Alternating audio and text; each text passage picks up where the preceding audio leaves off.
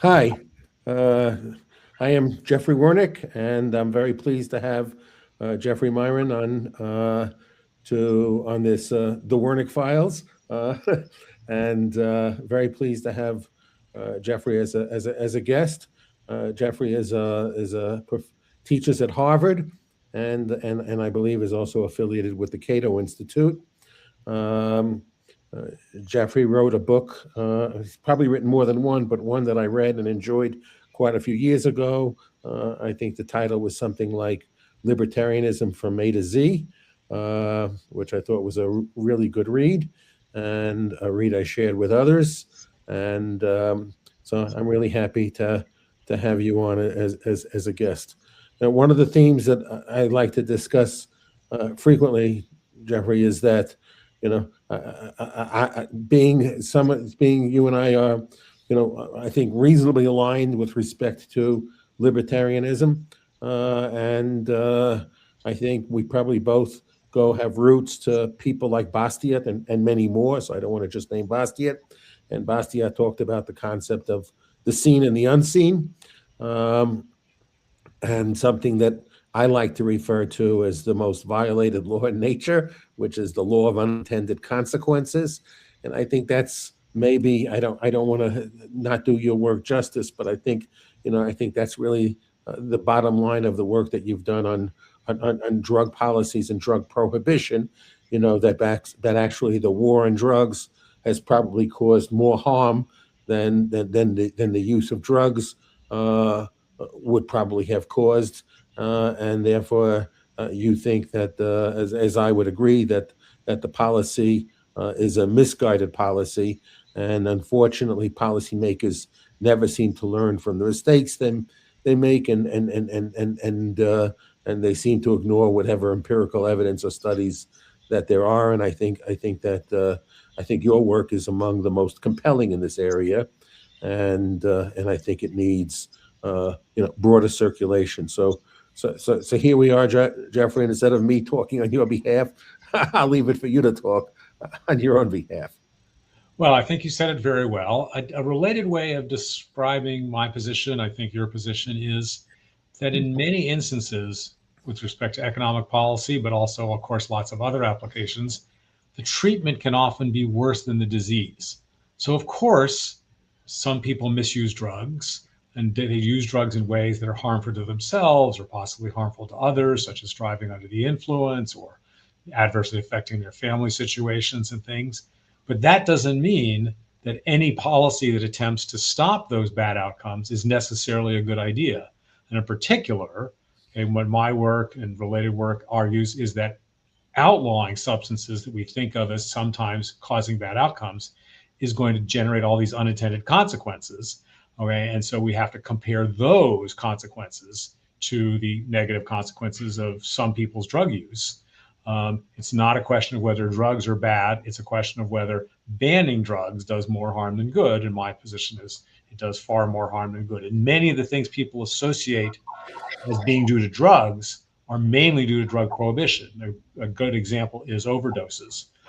For sure, in a fully legal market for drugs, sometimes people would overdose, just as sometimes people occasionally overdose on Advil, on alcohol, and not in an instantaneous way, but people you could think of as overdosing on calories by consuming too much ice cream and saturated fat and junk food and being overweight, and that's bad for their hearts and things. But still the question is, what happens when you outlaw something? When you outlaw something, you are likely to reduce quality control. You make it difficult for people to know what dosage and potency they're consuming of the particular drugs. And those unknown potencies are clearly what's contributing to a huge fraction of the overdoses. All these people dying of fentanyl overdoses are not deliberately trying to die. They're not deliberately trying to take excessive doses of fentanyl. They just can't easily determine what dosage they're getting when they buy something on a dark street corner from someone they've never met before and will never meet again.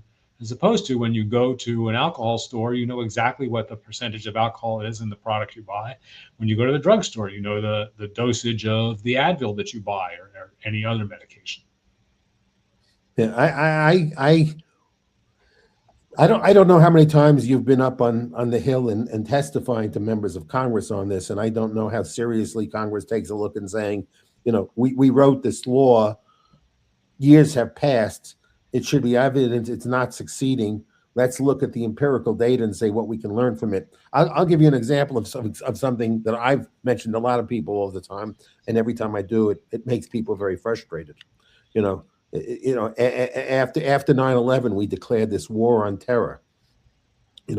So if we had to take a look at all the money that we spent and where we are today and how many people died and were killed in the process, could we take a look at and say, what lesson did we learn?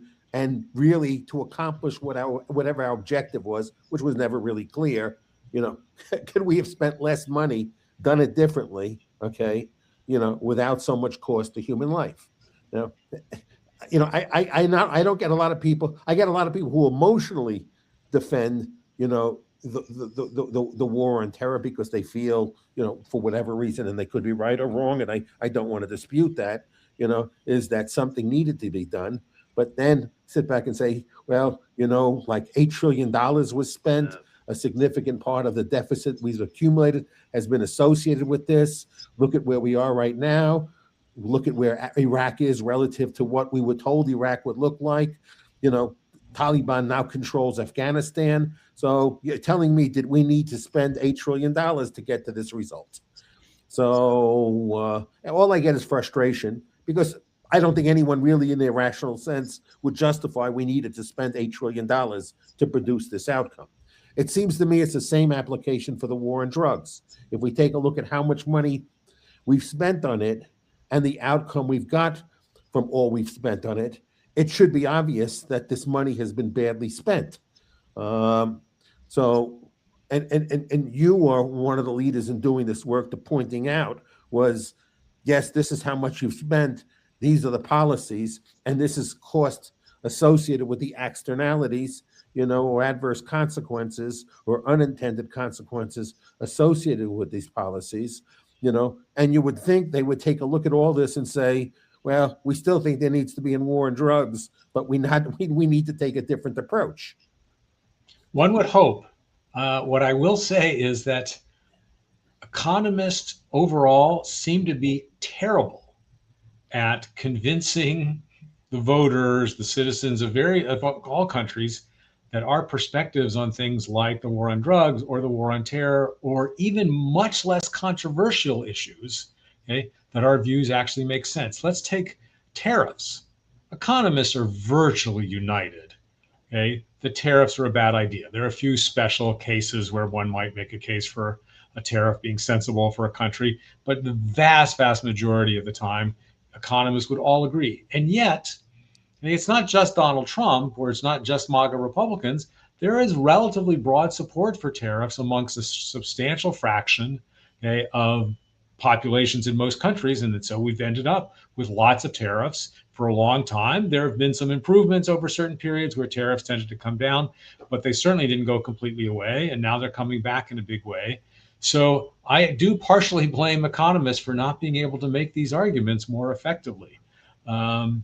And I don't have a good solution to how to do that, other than to keep trying to convince people to think about the actual outcomes rather than the assertions about what will happen if you ban drugs, right? The assertion is if you ban drugs, there won't be any drugs.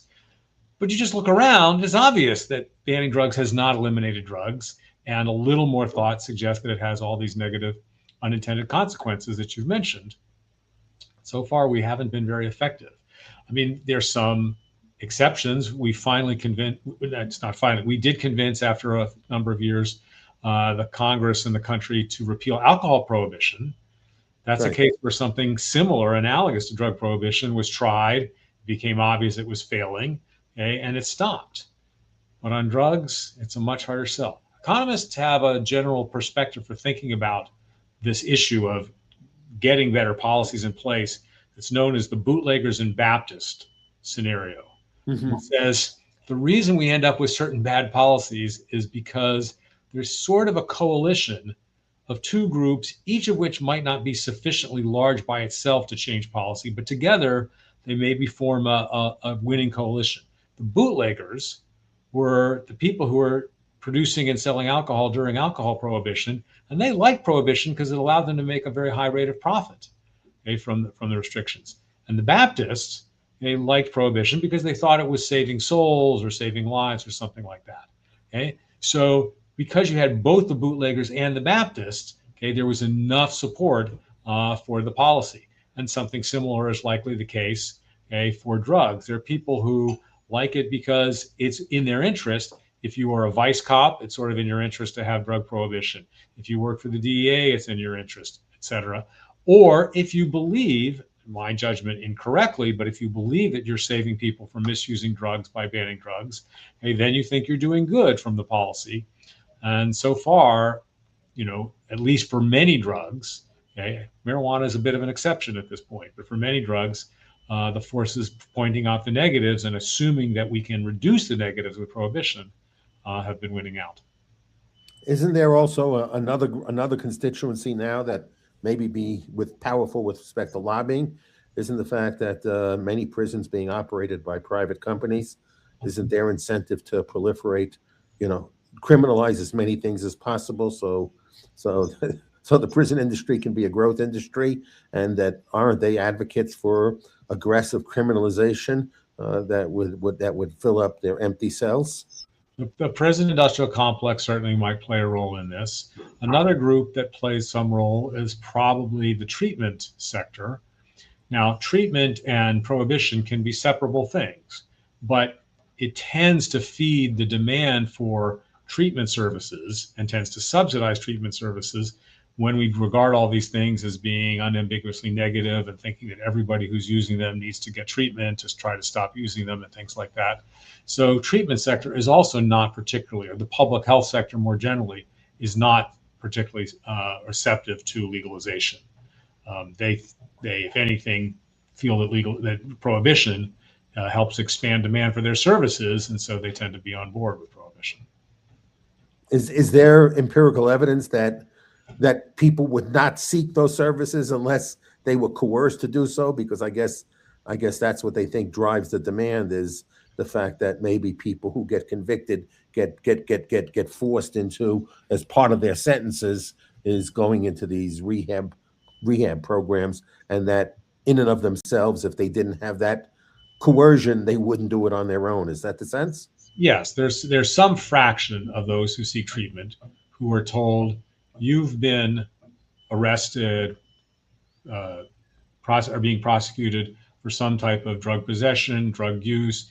You can avoid jail time if you go through 3 weeks or 3 months or something of treatment. So yes, the criminal justice system provides a ready source of demand for treatment services. That's not the only source by any means, but it is a factor that goes in the direction you just described. Yeah. And there seems to be a natural human tendency that if you see a problem, doing something is always perceived as better than doing nothing. I think that comes from a sense of vanity and arrogance, to think that if we see a problem, we think that there's a solution to it, as rather that acknowledging that there are trade-offs and problems in lives that we'll never solve, and sometimes it's better to accept the humility that we can't solve every single problem, and the cost of our vanity of thinking that we can solve every problem is extremely high. Right. I mean, the libertarian/economics view is that in many situations, there are two choices. There's leaving things to private arrangements, to markets and other private activities, okay, which will be imperfect. And then there's interfering to try to correct the imperfections, which will be worse. But the public wants to believe that there's still a third option, which is, well, there must be some better intervention, some other way of using policy to try to fix the problems with the private arrangements. Okay. And so we have to keep trying for that. And it almost always seems to mean having more of whatever intervention tried and failed in the first place. Okay. It's very, very rare that that's going to be the right approach. And how much of you think this failure in being able to convince people is driven by the fact that that the people who have these arguments, like the ones you're making right now, are not sufficiently compelling, or the ability to distribute and circulate this argument is truncated by the fact that, you might not get many, prime time interviews on all the major networks or the channels that have, significant distribution of an audience. I guess I'm afraid that the reason we haven't been more affected is because a lot of people, even the ones who have heard the arguments and thought about the arguments, are not convinced, because there's been plenty of people who've made it to the national stage, who've been on Fox News and MSNBC and so on, okay, who've made these arguments for legalizing drugs. So that argument is definitely out there. Milton Friedman, famous economist, libertarian, Yes. who certainly had a very, very wide audience. He had a weekly Newsweek column in which, amongst other things, he argued for legalizing drugs. And he had, at best, minor impact on the outcomes. So I'm afraid it's not just that we're somehow not getting on the news to get the message out. I think people have heard the message and are not convinced yet. So that's very frustrating. And from your judgment, your opinion, how much of it do you think is? I mean, I assume since you do convey this message and you do bring it out there. I mean, I share the opinion, but I'm not in the business of necessarily, communicating my opinion to others other than my friends, or other people who are forced to listen sometimes. But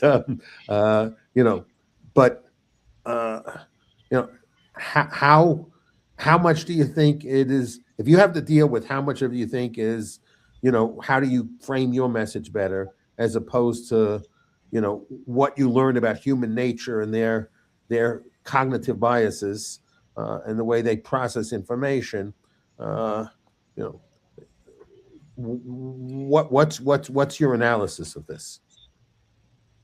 Not sure I have a compelling answer for that. My sense is that people just don't want to accept that the best we can do is significantly imperfect. Okay? I think thoughtful libertarians, free market advocates completely accept that free markets have their imperfections. They don't pretend that there won't be poverty, that there won't be people who sometimes buy crummy products in free markets and things like that. But we claim that the benefits vastly outweigh the negative outcomes. But it just doesn't seem to be human nature to want to accept that. And that's not all bad. Wanting to make things better is probably a good thing. It's good that it's a human characteristic that we want to improve things. It's just that we don't seem to have been good at convincing people more broadly what the best way is to improve things, namely less government control rather than more government control. Yeah, but as I think about this, and again, I also have had limited to no success in convincing anyone other than myself, is I've tried to frame it this way, which I think is a fair and honest frame, is the fact is there's evidence that this policy is failing. This policy is, and the policy is not being paid for by us. What we're doing is we're borrowing money from a future generation and investing in a policy that fails, and they're going to be held with the consequences of not only living with the consequence of a failed policy, but they're the ones going to be stuck with the bill. And so in order to put a next generation in debt, what obligation do you think you owe them, that how you're spending their money will produce the outcome you're promising to them, given the fact that you're spending their money? What's your sense of fiduciary responsibility? So I try and make it not only an economic issue, I try and make it a moral issue, and a moral judgment to people, which they tend not to like. And that's a two-edged sword, because some people's morality says that using the illicit drugs is immoral. Okay, some people feel the same way about alcohol, and obviously, consensual sexual activities are regarded as immoral by some people, not by all people, etc. So the moral argument isn't a slam dunk approach either. Unfortunately, I get your point, but I also think it's on the one hand, my morality should only apply to myself with not any consequence to somebody else. If I'm spending other people's money without their consent and without their will, I don't understand what sense of morality can justify that, So that seems to me more like theft. if I'm behaving in a way that might damage me, and somebody makes a judgment about my behavior, but at the end of the day, I'm damaging me. I mean, I could suffer certain consequences. I could have these addictions, and my spouse could divorce me, and therefore, the incidence of, but the incidence of the consequences, I feel directly. So nobody, no third party should have the right to basically say, I'm going to control your behavior because I think it's right or wrong. So because it doesn't affect them except maybe their own sense of of their own vanity, that they think everybody should be, mirrors of themselves, which is contrary to our foundational principles. So, but I think our founders talked about that, and have mentioned that one generation should never bind another generation, to a debt burden. And I think there's, and I can't hear a good argument for why that's okay. I mean, I get silence and I get people that call me names sometimes, but I rarely get a counter argument on why that's okay to do. But even if you got a bunch of people who listen to the argument you just made about not binding a future generation with current policies for the benefit of the existing citizens, that's a bad idea, who agreed to that in principle, okay? And then you said, of course, the policy we currently operate that's doing the most to subsidize the existing generation at the expense of future generations is Medicare. So we should obviously scale back the magnitude of Medicare. Almost everybody in that room is going to be horrified and not agree with you at all, because there will be a direct effect on them from scaling back Medicare, them or their parents or their grandparents or their children or whatever. So people have some strong tendency to focus on the direct effects on themselves and to twist the morality or their analysis of the consequences, okay, or the relevant principles to make them fit what they think is in their own self-interest. That's understandable, but it doesn't always get us to the right policies. Well, I guess you can get away with that to the extent that you can keep kicking the can down the road, so that where that incident falls so far has not been realized. Right. So it's a virtual reality. It's not a real reality. Maybe we'll learn something about our society, in the next decade, when it seems like Social Security and Medicare will basically be insolvent, in the sense that they won't be able to pay out 100 cents on the dollar. Yeah. And then we'll see how society resolves that. Do the people who expected 100 cents on the dollar and feel that they're entitled to it say, I don't care where you come up with the money, you got to give it to me, or that's exactly what they'll say. Yeah. Or will the generation that says, no, it's not coming out of my pocket. You were warned for how many years and you ignored the warnings because you decided, instead of you funding it adequately for you to keep that money, you decided to wait, do nothing, and steal the money from me. So I assume that there will be some generation they'll say, it's unfair that you bind me because you didn't do what you were supposed to do, and this is not my problem to solve. It's your problem to solve. One of the things I learned when I first started my first business, and I was very young when I did it, and I had partners, and they were my mentors. They would teach me a lot of things, and one of the things they drilled into me is they said, never make your problem somebody else's problem. So you have a whole generation willing to make their problem somebody else's problem. So I just think, so far as I said, we've had this virtual person. Nobody, other people have said, maybe the incidents will be borne by me, but there's no evidence of that yet. The next decade, we're probably going to see that evidence. And, I don't think we're going to see it in the next decade. I think that Congress will come up with some scheme that borrows money from the Disability Insurance Trust Fund or the Medicare Trust Fund or something like that to continue to pay Social Security benefits at the currently promised rates for a while longer. And it will only be when those other trust funds get to the point where they're really about to implode, that you know what will hit the fan.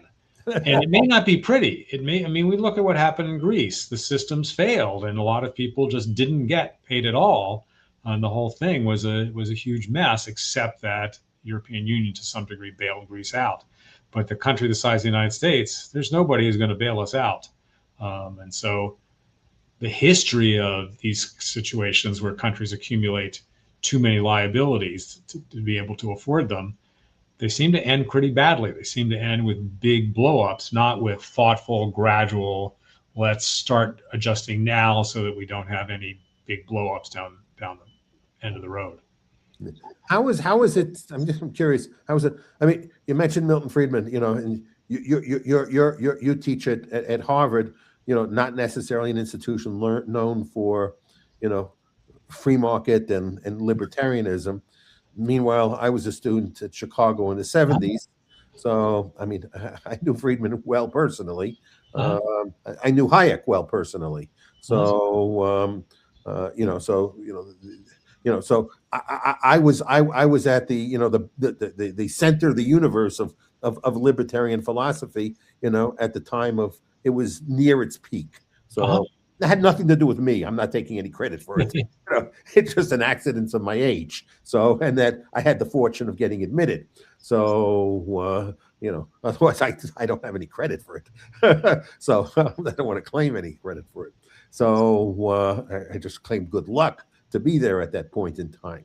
So what is it like to be on the campus of Harvard? And I don't know how many libertarian students are attracted to Harvard, and so how appealing they would find, you know, your lectures and your classes, and the type of, you know, pushback that you get from your students. I know I went to Chicago. I got invited to do some lectures at Chicago and graduate PhD program, and one of the lectures I gave that I was asked to give on was on investing, and I basically told them to ignore everything they learned from Gene Fama and all that other stuff. I ignored it all, and I gave them my framework, you know, and you know, some of the students found my talk really interesting, and some wrote me it was the best talk they had.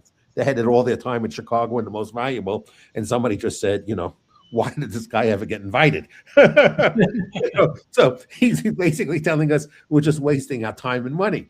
So to your question, I would say my experience is that the strong extreme characterizations of Harvard in both directions are, I think, misleading. I mean, is the Harvard left-leaning overall? For sure. I mean, the faculty, you can look up the data on the candidates to which the Harvard faculty have made campaign contributions. These data are available on the Federal Election Commission's website. And it's clearly highly disproportionately toward liberal candidates, Democratic candidates. And the vast majority of people I talk to think of this as a feature, not a bug. They're not apologetic or sorry.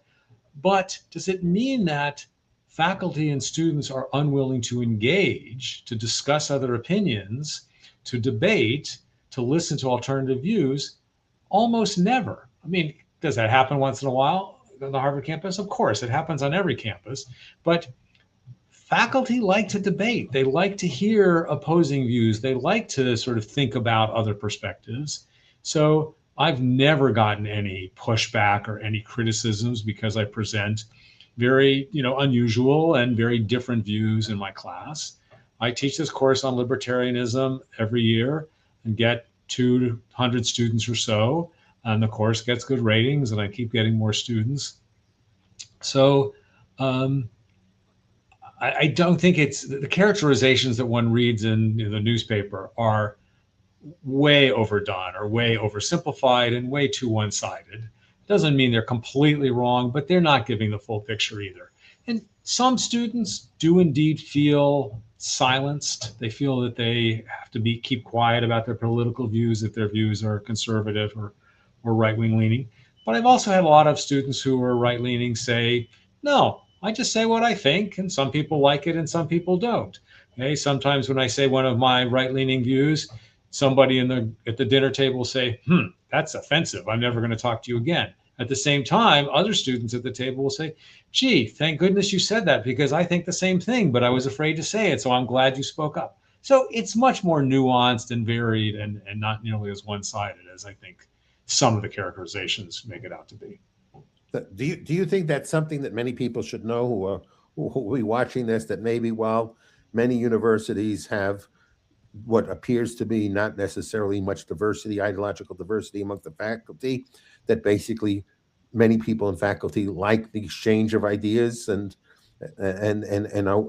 are open to an exchange of ideas as opposed to just want to live in an echo chamber? I mean, what do you think is a reasonably accurate description of experience at some of the top universities? I mean, I agree with what you said. It would be nice if there were more understanding that this is going on to a much greater degree than the typical media characterization suggests.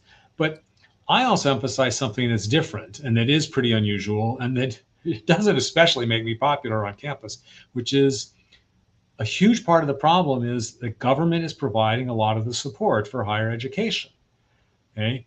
For state universities, that's totally obvious. For private universities, it's less obvious, but it's absolutely occurring through the grants, especially for the sciences and to some degree grants for other disciplines. And to me, that's a huge part of the problem. If government is funding an activity, government is going to think it can control that activity, can tell it how to operate. And that's been true under left-leaning governments, okay, all through our, the history. And it's obviously been true, but in a different direction for the last years or so under the Trump administration. So whether universities should have DEI initiatives or not, I don't like that being framed as though there's one correct answer. In my view, in libertarian land, there will probably be some universities that put weight on DEI considerations, diversity, equity, and inclusion considerations, affirmative action. And there will be universities that don't, and universities that do it a little, and universities that do it more or less. And that's actually what a free market should provide, is variety and choice, and allow people to sort themselves according to what exactly it is that they're looking to get, okay, rather than thinking that a particular perspective on whether there's affirmative action in admissions is the right or wrong perspective. I don't think there's one right or wrong perspective. We should have purely private universities that are free to choose exactly how they want to conduct admissions. And there will be a variety of outcomes under that scenario. And I think that's healthy for society. Yeah. How much of it in the issue of, I think one thing is to talk about, like quotas, based upon race, religion, things like that. But it also seems to me to be that there's an intangible. And the intangible is that there seems to be a lot of evidence. I'm not saying it's an absolute truth, but I'm saying is that there seems to be credible evidence, that groups that have some degree of diversity of backgrounds and different perspectives tend to come up with better solutions than everybody who has, this. There's no point in having a group if there's no diversity in the group, because then they act as one rather than the absence of diversity is kind of a fragile environment. That's like that's where you get, the single point failure. You can have 10 people in a room, and if they're all clones of each other, that's no different than having one person in a room. So if you have 10 people in the room with 10 different perspectives, mediating and creating consensus about that, hopefully will produce, a wiser judgment. So isn't there a legitimate argument, academic argument, for why diversity could enrich the academic experience? I'm not talking about strict quotas and I need this amount of this group, but that diversity is actually enriching to the academic experience as opposed to limiting it and just looking at a GPA as the sole definition of what somebody can contribute. Because I also remember that when I was a student at Chicago and I used to do offsite campus interviewing on behalf of the university, and somebody had told me from the admissions department, had shown me a study that the university had participated in. Harvard participated as well, and they took a look at like business school students, a cohort of business school students, and they took ones that had a 3.5 to 4 and a 3 to 3.5 and a 2 to 5 for 3, and then they tracked them on who had the most professional success, and they found that the group that had the most success was 2.5 to 3. Then the second 3 to 3.5. Then the next group was the 3.5 to 4. So they tried to then come up with their theories about, why necessarily the best students are the ones that not necessarily, have the most financial success, and why do they have students who are reasonably successful but not super successful, but nor failures? Why do they seem to have success? What's the attributes, of their personalities? So the point I'm trying to make with those, maybe be too long-winded, is that GPA might not be an irrelevant statistic, but it might be far than sufficient statistic, and that there are a lot of other intangibles, and yet you got to rely upon admissions departments to recognize those intangibles, because there is no formula, that you can really implement. So I'm completely open to that perspective. I'm not sure, I haven't really looked at this carefully, if there is hard, convincing evidence that certain kinds of diversity lead to better outcomes somehow defined. But saying it that way also suggests, well, what exactly is the outcome that the university is trying to maximize? Again, in libertarian land, different universities are trying to produce different things, and some kinds of diversity might be very valuable for producing certain kinds of outcomes, and different kinds of diversity for other kinds of outcomes, and similarly in private companies. So again, I don't want to take a stand for or against whether diversity is beneficial or not.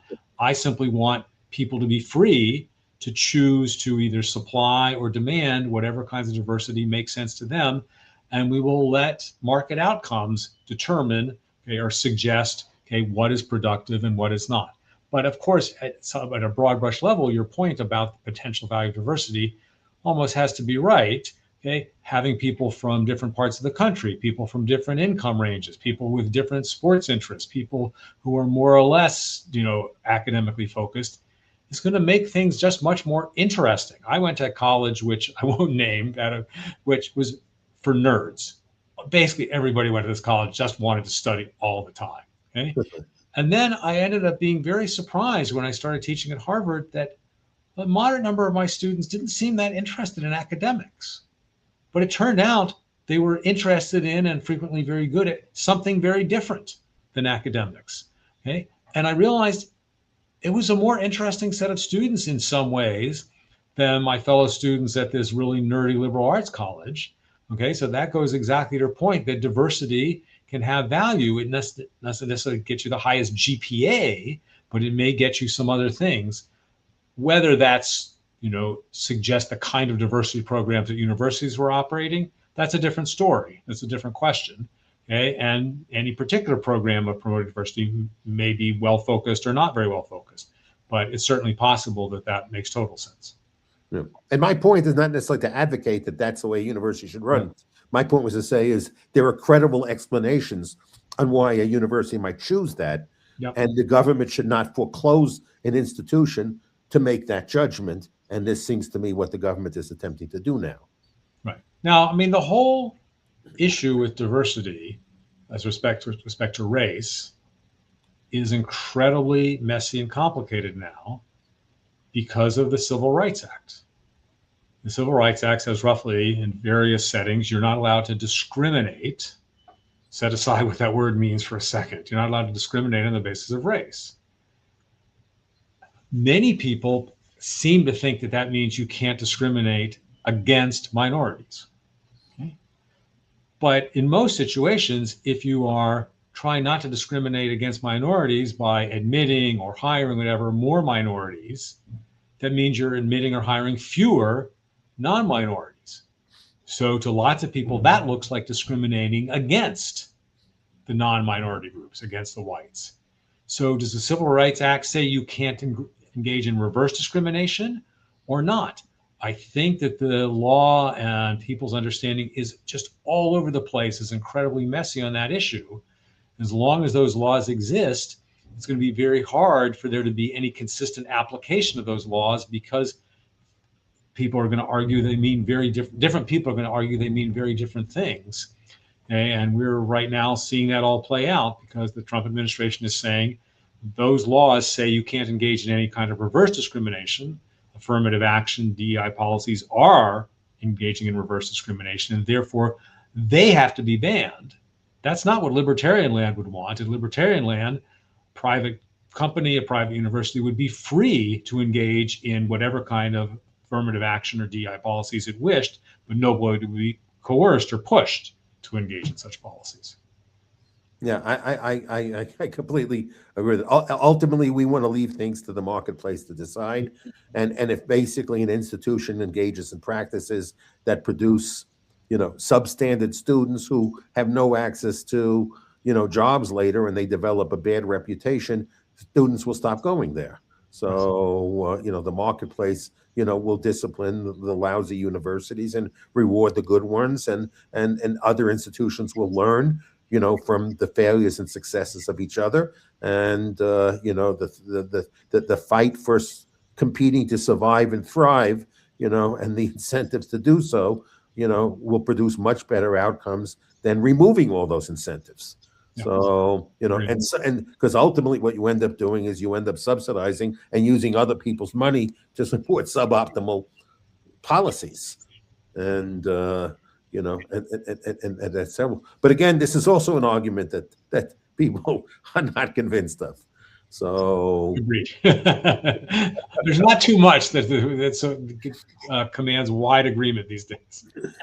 So, but the challenge, like some of the times I've had conversation with people like, and I can say, some people say, and I don't want to make this political, but I sit back and say, some people say, well, the law persecuted Trump. I don't want to make a judgment on that. I just want to say, okay, let's say I agree with you. Okay. Tell me your remedy. Okay. So do you want to abandon the grand jury system?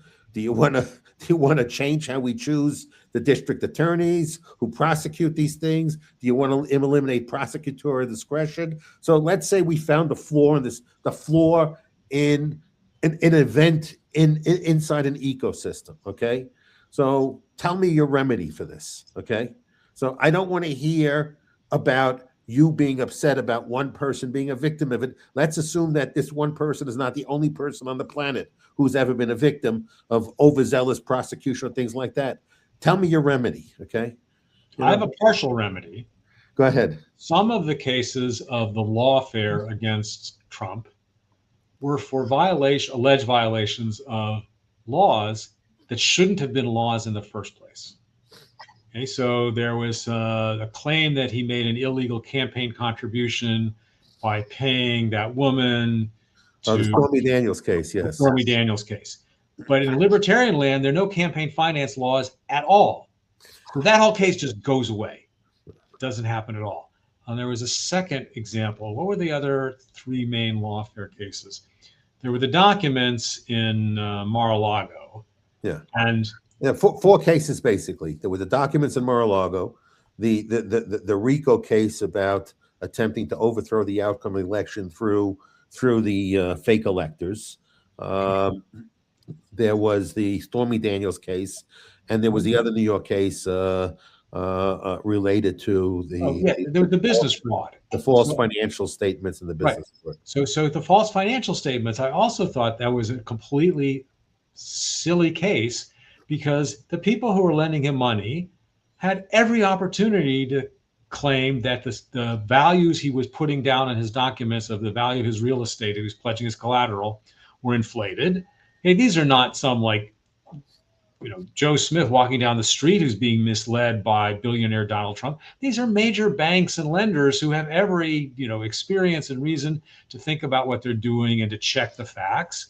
That should those laws about white collar fraud should not be on the books at all. It should simply be left to the parties to the relevant agreements, relevant contracts, to sue each other if they feel they've been defrauded. So again, that case could have completely gone away as well. The documents case. Can I tell you a counter argument to that? Okay. Okay. One, in principle, I agree with that. Really, somebody who's not a direct damaged party should not be allowed to have participation in the case. And if the bank was okay with it, it's then it's between the bank and the bank and the person who was the other side of the contract. Right. So and the government should have no role in that. Right. The only gray area to me, and it's a gray area, okay, is this. The bank was a foreign bank. So it's not as if the bank underwrote the loan and didn't understand and didn't discount initially, the appraisals. It's the fact that the bank put conditionality on the loan, and in order to preserve not having an acceleration of the loan, the bank said, you need to keep proving to me that you continue to have the solvency, liquidity that I'm telling you need to preserve. You need to have a certain amount of collateral coverage. You need to have cash flow coverage. Okay. Right. From my analysis of the case, and I used to own a bank and run a bank. Okay. My analysis of the case is that from the facts that I've seen, and I read the whole filings and I read all the accusations of the valuations. Okay. That's somebody I would have definitely accelerated, payment on, because it was really evident that there were fraudulent numbers. So now what's the gray area in this? The gray area in this is the bank is a foreign bank. It needs to preserve its license to the Treasury Department. Trump was president at the time. And the bank was sure. I've asked every banker, I said, if you had a loan where somebody who was in the president, okay, and it's not just unique to Trump. I mean, whoever's in the White House, if they were in breach of loan documents, okay, everyone else they would litigate, but they're not going to go after the person who they have to, every time they need to do a deal, they need approval. So my point is, this is a gray area because these are extraordinary circumstances. I totally agree. That's a good point, and it is a gray area under the existing laws. But I would respond that one way to fix it is you don't need Treasury approval as a foreign bank to operate in the country. So again, removing some laws, okay, would have simplified and clarified the situation, and then it could have been left to purely private interactions between the foreign bank making loans to Trump. Because if the Treasury doesn't have to give approval for you to operate as a foreign bank in the United States, then even when Trump's president, he doesn't have any control over that. So but I understand that's a big step, but that's a perfect example of how many distortions exist because of the permissions we need to get, and how much changes that our incentives, because sometimes the people who are the bad actors are the same people we need to get permission from. So what's our incentive? It's the same thing. It's analogous to the situation of who's funding the universities, who's funding the professors, and who funds.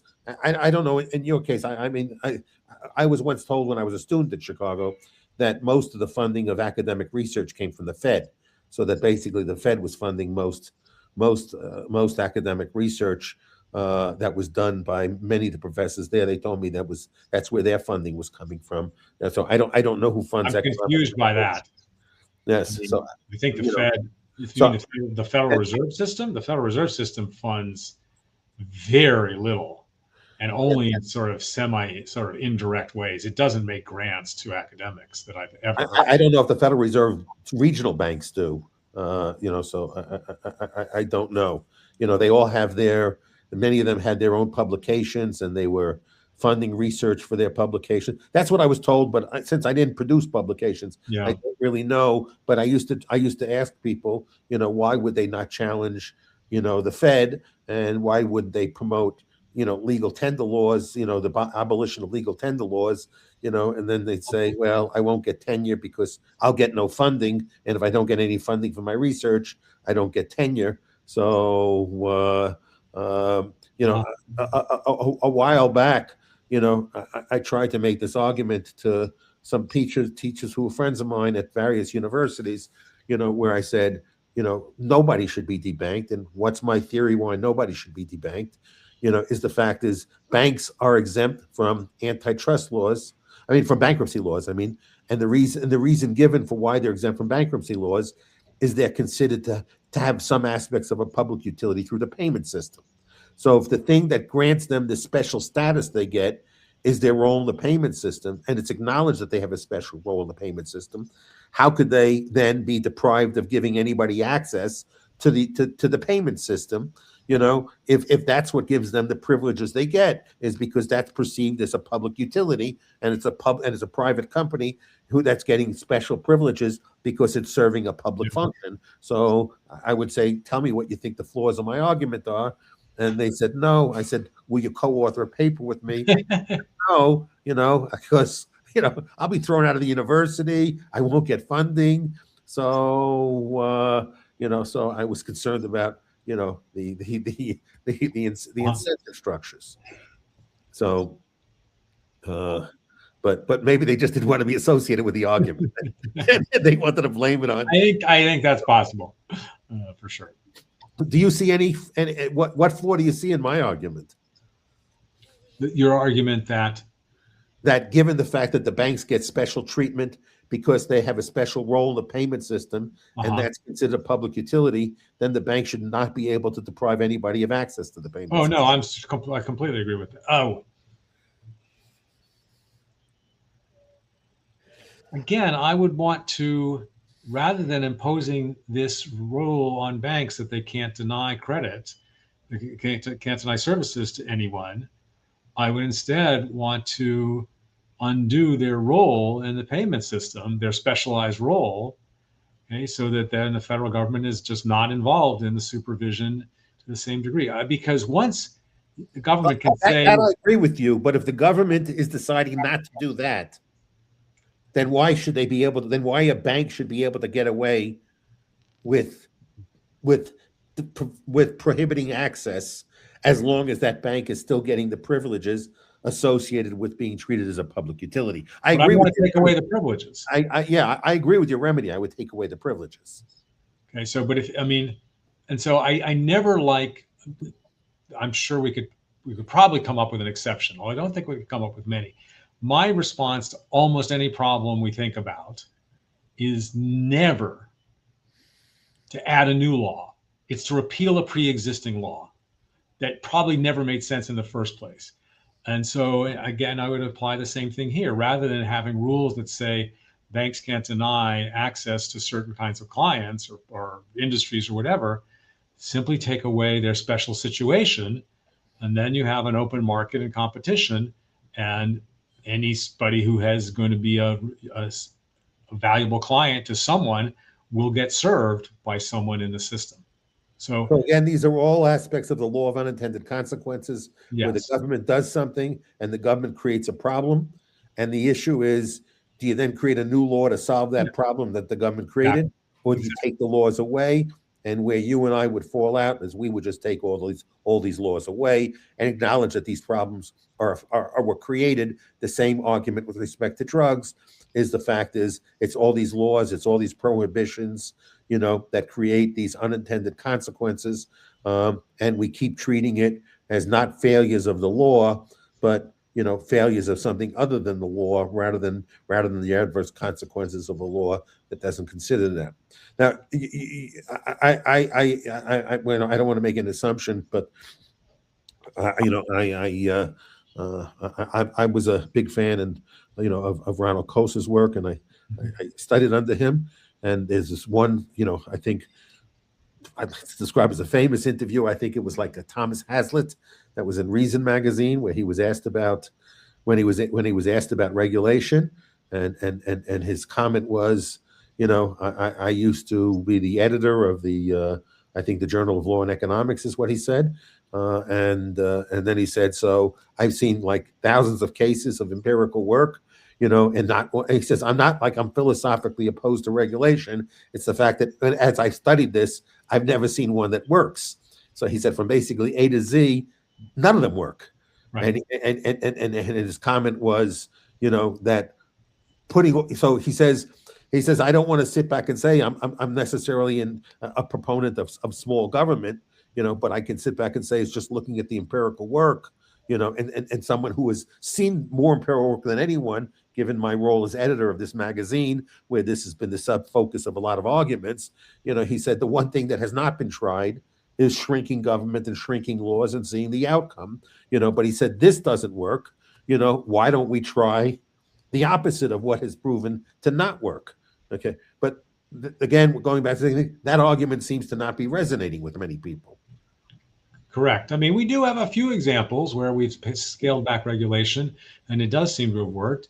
Deregulating airline fares in the 1970s and 80s in the U.S., other deregulation of modes of transit, so that instead of having the government set the prices, the market was setting the prices. But overall, for sure, we almost always seem to want to add more government to try to fix the imperfections of whatever system we have, even if the problems plausibly came from the government we already had. So adding more seems very unlikely to be.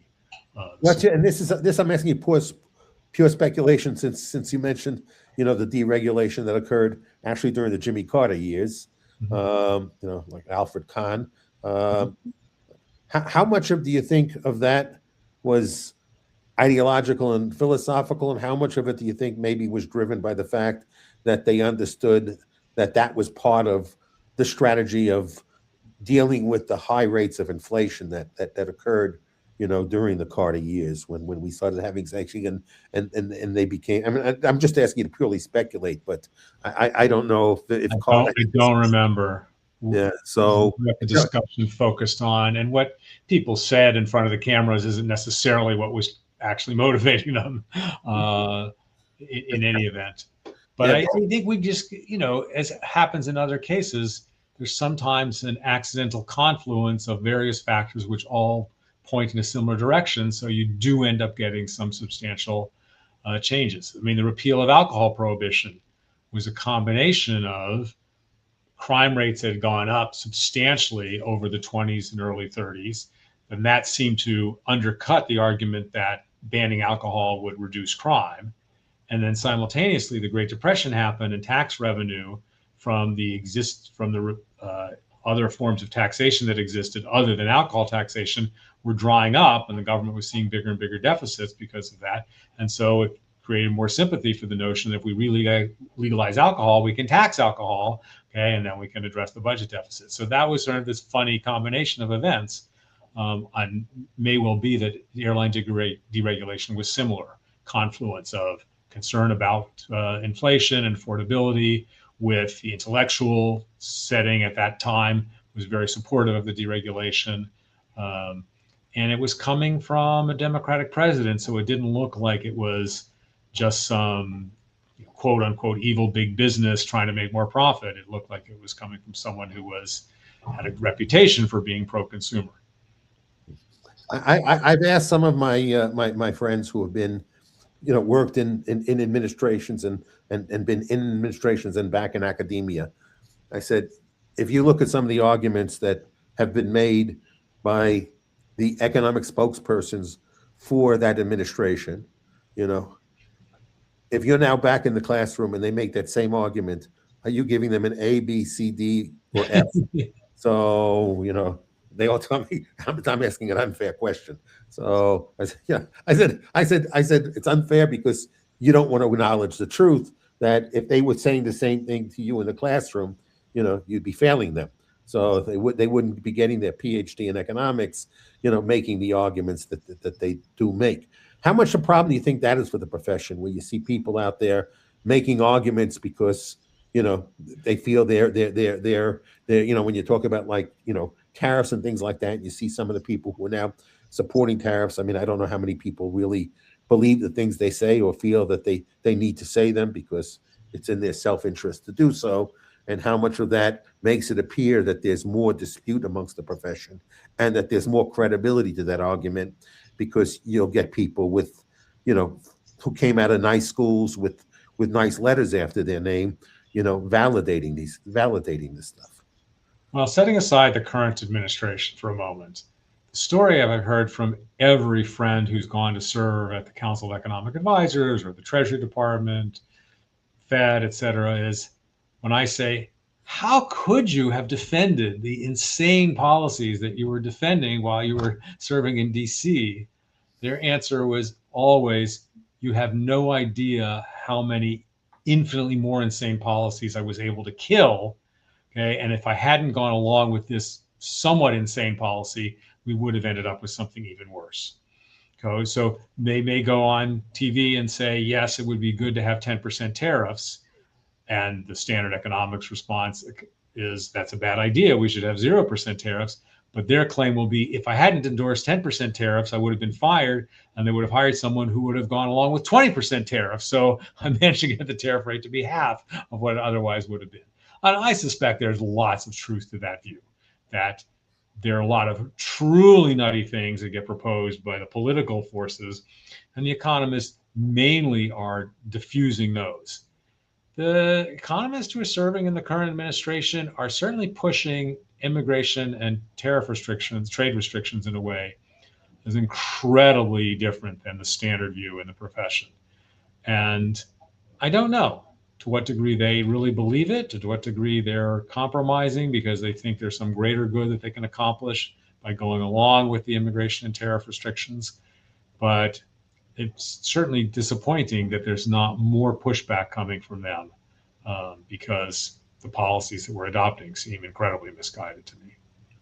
Yeah, I think that, I think like right now we have, and the reason why I bring this up because there's this conversation now we have about, this concerns about affordability. So now the question is how do we deal with this concerns about affordability? And I think if you go into the classroom, like you said earlier, I think if you got all the economists in the classroom and they were just, telling students, write an essay on what do you think the solution is to our affordability problems today? I think the answers that they see circulating in the public, if they got that in the classroom, they would not give very good grades to. So now if you look at the type of arguments that would get good grades, that doesn't seem to be much in circulation. No, and that was true under Democrats and Republicans. I mean, I'm not making it. I'm not making it ideological because I'm not blaming this administration for it. I'm just saying right now this is an issue that the public that seems to be politically an important issue where people feel that it's a problem to them. So I'm not identifying it with Trump, Biden, Harris, Democrats, Republicans, liberals, or I don't want to associate it with any party. I want to sit back and say is that whatever any party is suggesting, okay, is economically illiterate, but they're not people who seem to be writing about. I don't see many alternative proposals made and saying, this is an example of an economically, literate proposal. Well, we see some of that. It just doesn't get much take up. Lots of economists are certainly arguing that we should have lower tariff rates and that would go in the direction of better affordability. Lots of economists are arguing that we should undo most land use restrictions, zoning restrictions, and things like that. And that would help expand the supply of housing, and that would lead to more affordability from that measure. Many other examples, regulation of childcare, which is part of the reason childcare is expensive in many places. But the public and the politicians don't seem to want to hear that. They want to control prices rather than doing the things which will allow supply to expand. And the controlling prices, if anything, makes things worse. Does nothing to address the affordability per se. Yeah, I have a piece that I sent to one of my friends asking if he would co-author with me. He said no, because he thinks it will get published nowhere, and he didn't want to put his name on it. But he said he agreed with everything I wrote, and I'll just summarize it to you. There's more detail, but I said, if we want to talk about affordability, I said we should end monetary counterfeiting by law. Just basically,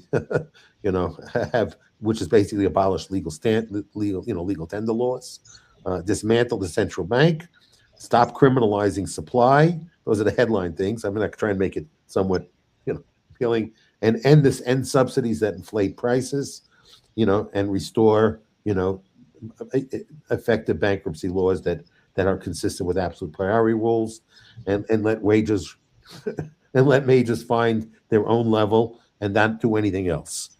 So that was basically the framework. I said, of course, there's more meat to it, and he liked the piece. He just wouldn't. He just didn't have to waste my time trying to find that expected he would put his name on it, or that I would get anybody to publish it. But even more than that, the question is, it's convincing people of these arguments. And again, it goes back to the bootleggers and Baptists. There are some people who don't like the arguments that we should have less zoning regulation, okay, because they like the idea of neighborhoods that only have single family housing, et cetera. So it's their personal interest. Other people argue against zoning because they think unless we have zoning, you'll end up having like a gas station every other, lot on a city street, and it won't be a nice, pleasant suburb and things like that. And the idea that you have to expand supply to get lower prices, that's just an impossible sell. And so we've seen a few examples in that direction, but very few actual implementations of policies that go in that direction. Do you teach the type of class that you would discuss? Because I don't know all the classes that you teach that you would introduce and discuss Say's law. Say's law completely now. It comes up in various applications. My class goes through all the major policy topics. We talk about drug policy, a lot of non-strictly economic things such as marriage policy, immigration, national defense, redistribution, some standard economicsy things like antitrust, education policy. And in each case, I say, what is the standard economicsy argument for why we might want an intervention here rather than just leaving things to purely private forces? Is there a monopoly issue? Is there an externality issue? Is there a public goods problem or whatever? And frequently there's a story of some sort of market failure, but we then talk about, is this story about why there's a big market failure really all that convincing? Sometimes maybe to some degree. In other cases, I probably argue not nearly as convincing as people think. But then we mainly focus on, even if you accept the standard market failure view of this particular area, okay, will the interventions, okay, actually address that market failure, and what sort of unintended consequences will come with that intervention? And so my conclusion very, very consistently is we should be doing less intervention, not more, okay? Not necessarily zero in every single case, but close to zero in the vast majority of cases. No, that sounds like a really, really interesting class.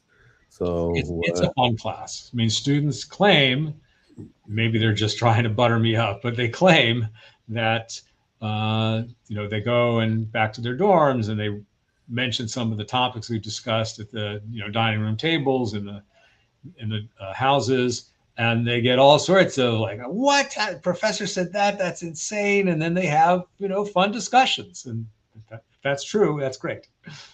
And I guess maybe this is a stupid guess. There are not many classes that are comparable to your class where people will get a similar perspective. There are not too many, but across economics classes, you will certainly get a moderate amount of skepticism about intervention. I mean, almost every economist thinks about incentives, right, and would agree that when you introduce a policy to try to fix some aspect of a particular situation, you may be simultaneously creating some incentives to avoid that intervention, that regulation. You may be simultaneously creating all sorts of other incentives that were not what you wanted. And so it's completely reasonable to be concerned about, to ask about unintended consequences, and not just assume that things work exactly as they would in the textbook, where there's some externality, you impose a tax on the externality, end of story, you fix the entire situation. That there's often much more to it. So I think they get some of this cautious perspective, cautious skepticism about intervention across a large fraction of economics courses. Maybe less so than in my course, but certainly they get it elsewhere as well. In other fields, less so. I think it's true. Do you think teaching economics, and necessarily the discipline of thinking about it and thinking about the consequences of incentives and thinking about and explicitly the explicit treatment of the law of unintended consequences, do you think that's a framework of how people should think that should be necessary for every citizen, and that should be part of every core curriculum, and I'm not saying just economics, because different fields, we all think reading, or maybe not any more Shakespeare or certain great works of literature. Literature is important. We all think learning something about, civics or Western civilization is important. So there is a core curriculum that many institutions agree upon. Including high schools, and what they agree upon is what they think given the fact that we still have half the population not going to college, and then we have only a small population of going on to graduate school. And the question is how do we want to educate? Our founders talked a lot about the value of education. Jefferson asserted, when he listed his greatest accomplishments as what he wanted to be remembered for. Writing the Declaration was not first, nor being president was. It was the founding of the University of Virginia that he considered his greatest accomplishment. So, George Washington, in a number of his addresses, including his farewell address, emphasized the importance of, basically a good education in sciences. Ben Franklin talked about, the knowledge any citizen should basically have, and basically Chicago even had a program set up based upon it. It was called the Pearl Program: Politics, Economics, Rhetoric, and Law. And it was based upon Franklin's teaching is that the obligation of every citizen is that they should have a background in politics, economics, rhetoric, and law, because then they could be a citizen that contributes to effective self-government. So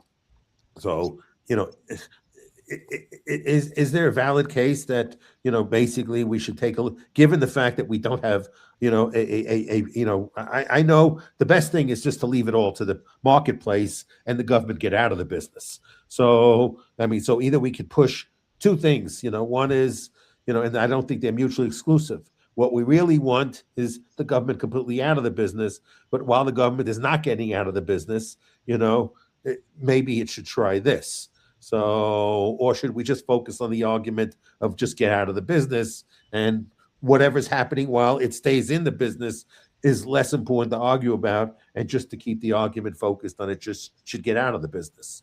I focus entirely on the second of your two arguments, get the government out of the business, because in my view, very few people are making that argument or making it well. And needs to be way more appreciation for that. If you take the sort of in between, we should get out of the business, but until we're out of the business, this is what we should require. I think you've lost the battle, because then all the battles will just be about what it is you should require. And I think this issue about requirements extends beyond just we don't want the government to require a particular curriculum. Okay? I think that most universities that have required curricula are probably making a mistake. They should be completely free to do so. Okay? And again, in a marketplace of universities without any government involvement, there will be some universities that have very strict required curricula, and that's fine. Students who want that should be free to go get that. But I don't think they're necessarily doing a service to their students, because they're forcing them to take courses that may be less useful for that particular student than some other courses that the student would prefer to take. So, but for sure, when we're talking about policy, anytime we let the government sort of nose under the tent, I think it's going to end up imposing all sorts of rigid and authoritarian perspectives. And so I focus on the argument the government should take no stand on what the curriculum should be. Now, if we're talking about K through 6 public schools, maybe the issue isn't quite as crucial, because there's likely such broad agreement that you should teach the 3 R's, reading, writing, arithmetic, to K through 6 kids. But even there's scope for it to be manipulated in a way that imposes a particular political view. And I think that's a really bad idea. Yeah, you basically just convinced me that while almost all my writing, the limited bit of my writing I do, it comes from the perspective that you have advocated. But in my conversations with people, sometimes I think, that maybe I should not focus in on convincing them that there should be no government, but pointing out how what they believe in could be done much better than they do it. And sometimes, so I'm torn between, the practicality versus the principle of that. But listening to you say what you just said convinced me that that maybe I should not sit on the fence regarding, you know, being agnostic to both approaches. That maybe I should just put all my energy into continuing to advocate for the approach that is one that I sincerely believe in, rather than mitigating the damages of a system I don't believe in. I mean, So I'm certainly open to the view that there are compromises between their policies, between sort of the very extreme policies we currently have in many areas, and the libertarian ideal. The libertarian ideal would be that the federal government and every state government repealed all their drug prohibition laws. But I also certainly think that if the federal government repealed its laws and some states retain those laws, okay, situation would still be dramatically better, and that would be a major improvement. If state governments, instead of subsidizing huge higher education systems, et cetera, stop doing that, but continue to operate sort of K-8 public schools. Is that the ideal in my view? Not at all, but it would be a huge move in the right direction. So I don't want to say that the only outcome I would ever advocate for is the extreme, almost zero government libertarianism. There is room for reasoned compromise, but relatively few people are, in my judgment, making the case for the minimalist, hardcore libertarian. And I find that it's useful to explain to people what that hardcore position would be. Okay. And that helps open their eyes to how all sorts of big government can be counterproductive. And so I think my role is to be one of the people that's making that relatively extreme case. I mean, take some other examples. I don't want the government to be involved in running museums. And people hear that and they say, oh, really, what's wrong with the Smithsonian?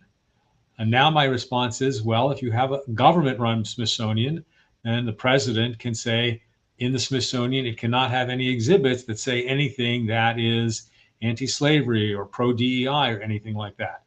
But of course, there should be museums that, if they wish, choose to address those issues in whatever direction they want. And the only way to have that is no government funding for museums. Okay? Same thing with the Kennedy Center. Okay? The left right now is horrified that it's going to be the Trump Kennedy Center. But if the government weren't funding it and controlling it, the government would have no role in deciding whether its name should be Trump or Kennedy or Bob Kraft or anything else. Okay? So getting government out, okay, just eliminates a whole set of messy, controversial, polarizing issues. And I sort of see my job as trying to help people see that perspective and why zero government has a huge advantage over medium government, even though medium government is probably less bad than big government. Yeah, I think that's a very valid point, and I think it actually applies to the situation at the university you're affiliated with. In what respect? We have the issue of that all these research grants, and that are being withheld, and for me, when I don't like people using leverage that way from a moral perspective. Okay, but that's a separate issue. Okay, the separate issue is once you rely upon things from a third party, you're giving them leverage, exactly. and you got to live with the consequences of it. So the fact that the fact that Trump's using the leverage in a way that I personally find despicable doesn't mean that Harvard did not set itself up by relying upon this money, and that don't expect that money comes without strings attached to it, and that whoever writes the check can change the strings that are attached to it. So the question is did Harvard bring this upon itself, or is Trump an opportunist like many people are, not unique to him, that they have a piece of leverage and are using to extract benefits from leverage that they had, that was given to them, that they didn't coerce anyone to have. The universities are fighting for this money. It's not like a gun is being put to the head that they have to take the money. So they fight for the money, and there should be an understanding, that if you're going to get a check from somebody, you become an indentured servant of who you're relying upon, especially if you're relying upon your whole existence for that money. The more you need that money, the more leverage you've given to a third party. And so this is what many universities have done. And so while, I don't like the morality of what's being done, I also don't like, I don't like a relationship that's been predicated upon, the university that can't get the money through its operating business and has to go get the grants for the government, and then grant that again, then not be happy if they can't get them on the terms and conditions they want, and the government changes the terms and conditions and has the right to change the terms and conditions, and they decided to build this dependency. And and this is the consequence. I don't know how much conversation there are on any campus that I can say is, should I just stop getting money from the government? There's a little. There are certainly people who are thinking about it. I think not enough. I think we could end up substituting a lot more of the government funding with private funding if more people would be open to that. But there's some of that discussion going on. I mean, there's been some of that kind of funding at many top universities for decades. It's not as though it's a completely unheard of thing, including at Harvard. But there's also a camp that feels that somehow it should come from the government. Sometimes it's a sort of an anti-capitalism thing. They don't like the idea of taking money from for-profit companies because that's somehow tainted. There's concern that there will be different kinds or amounts of control if it's coming from a for-profit company. Maybe the for-profit company wants you to research topic X instead of topic Y because topic X is more useful to that company. That's a perfectly understandable concern. But there might be a lot of companies, and maybe some of those companies are willing to, fund topic Y. And so it's not so obvious that there will really be a major damage if the funding switches from being government to being private. There will be some changes, but not all the stuff the government funded was like solving cancer or, saving the universe. Some of it was perfectly interesting stuff that if it doesn't get done or it gets done less, it's not the end of the world.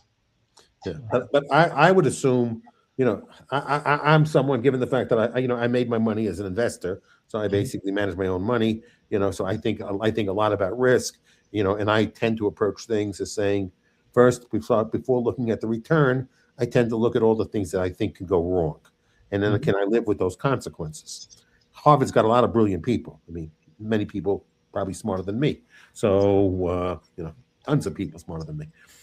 And people who give classes on risk management and stuff like that, and one of the lessons you learn is, you don't want to rely upon a single source of funding, because of those bargaining leverage they have over you.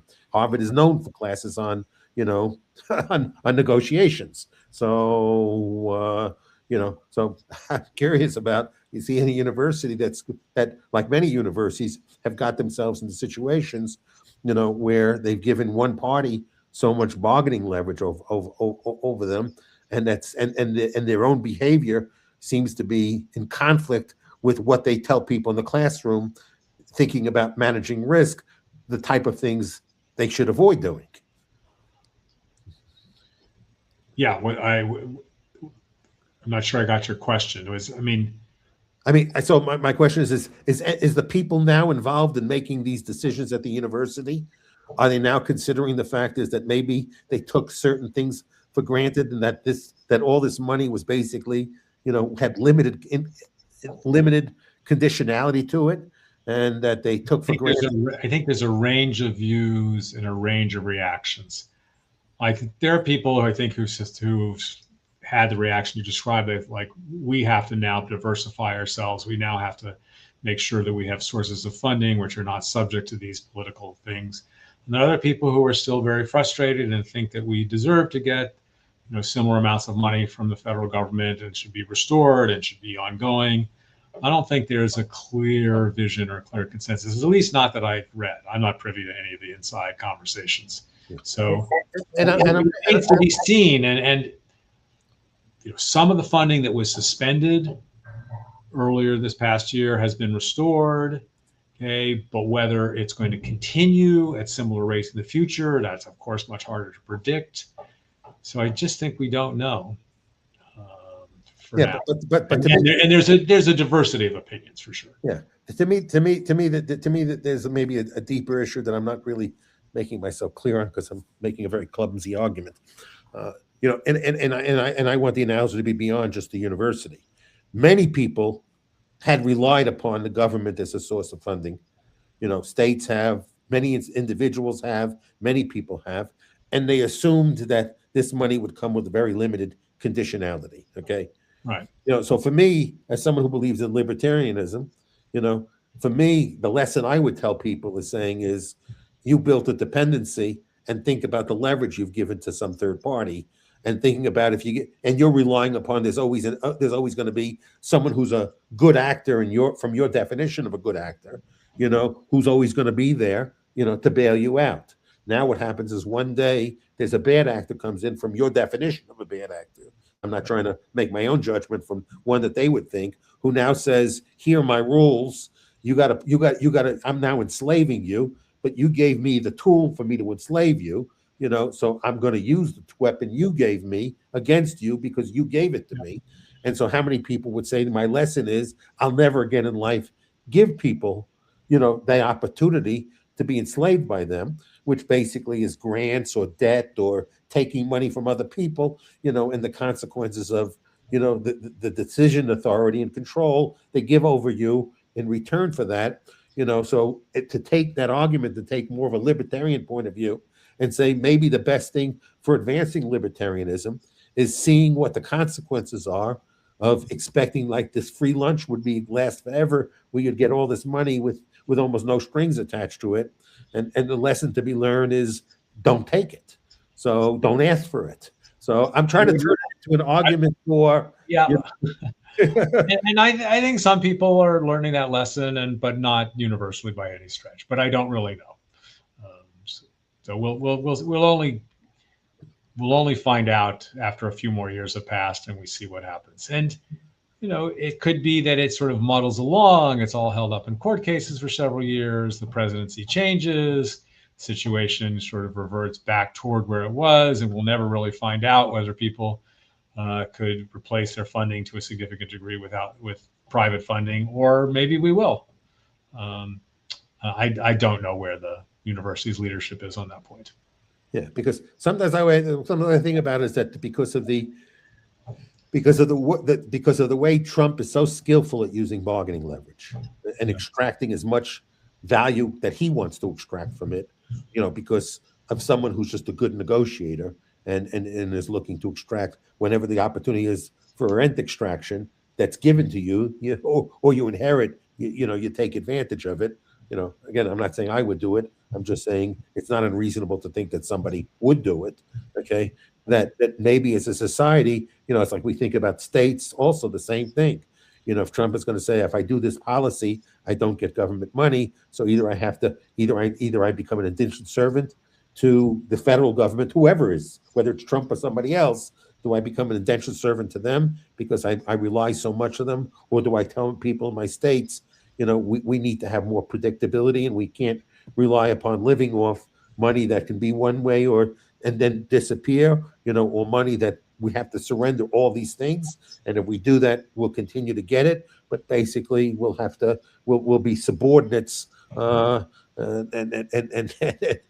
we'll be subjects, not citizens. So, so I would hope that having a president so skillful at using bargaining leverage and the adverse consequences to people who put themselves in the fact that they've given this person this level of bargaining leverage, that could be used as a way of advancing libertarian ideas about this is what happens when you put yourself into these circumstances. But I obviously am not doing a very good job of making a compelling argument. I mean, I'm afraid that a lot of people won't have that reaction. I'm afraid a lot of people's reaction will be, we just have the wrong president.